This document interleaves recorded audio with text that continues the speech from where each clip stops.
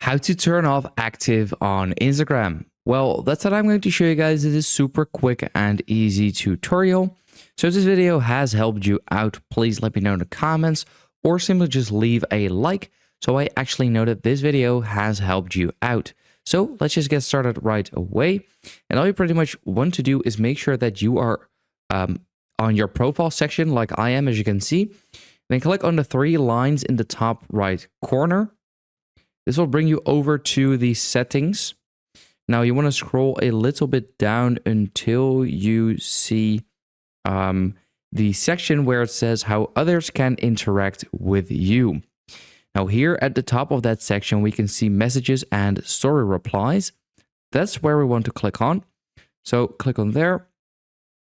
And then here we can already see show activity status.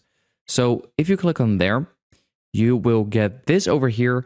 It says show activity status, allow accounts you follow and anyone you message to see when you were last active or are currently active on Instagram apps.